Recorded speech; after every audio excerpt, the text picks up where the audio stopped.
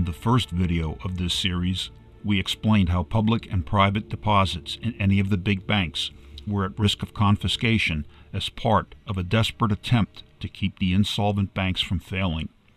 This is the second video in that series. Do you have this uncomfortable feeling that your financial situation has been declining since 2008? People across the country deep down know that something is seriously wrong with our economic system. They understand that those who caused the economic crash on Wall Street are thriving, while those on Main Street are struggling.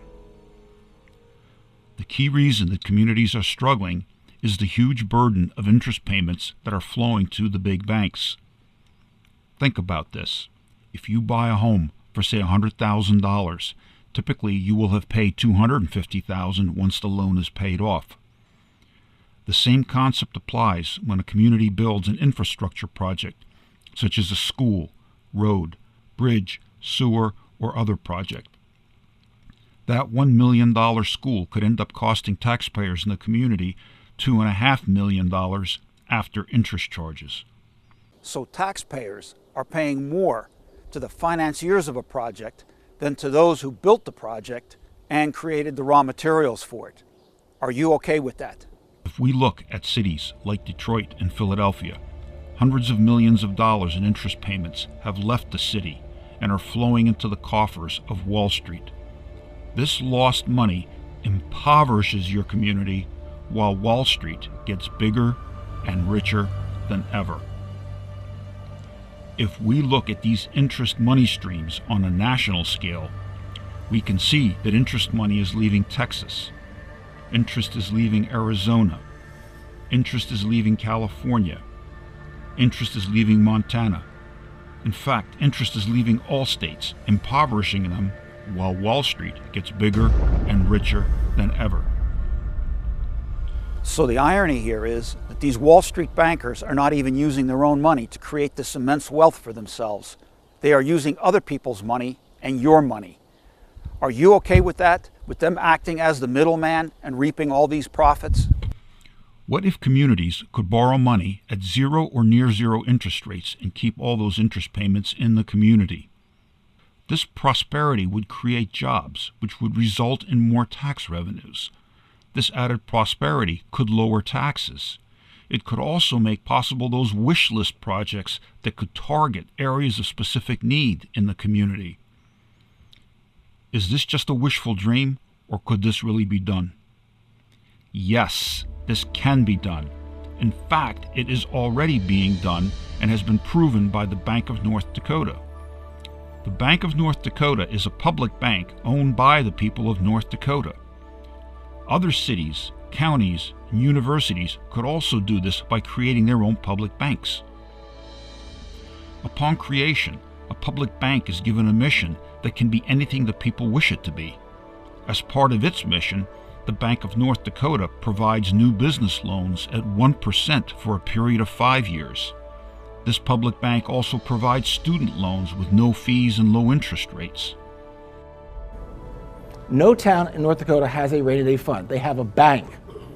And if they have trouble, they go to the bank for a very low interest loan. As for example, in 1997, there was a Grand Forks fire and flood. The Red River flooded and took out two towns, Grand Forks, Minnesota on the west bank, and Grand Forks, North Dakota on the east bank. North Dakota's public bank was on the ground with $100 million before FEMA was there. They underwrote a 6-month suspension of mortgage payments to that town and then put $100 million of low interest loans back into that town to rebuild. With this result, Grand Forks, North Dakota lost 3% of its population. Grand Forks, Minnesota lost 17%.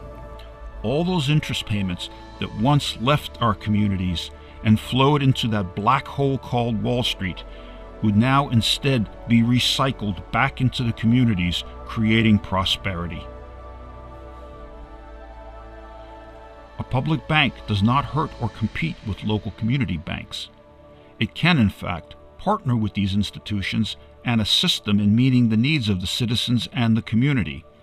In fact, North Dakota has more small banks per capita than any other state.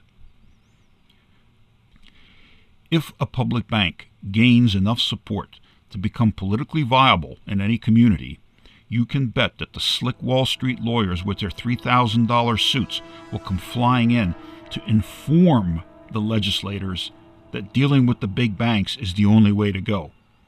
You can bet that they will have their media parrot this message to instill fear or ridicule to keep the public from understanding the benefits of a public bank. The American people are, in fact, waking up.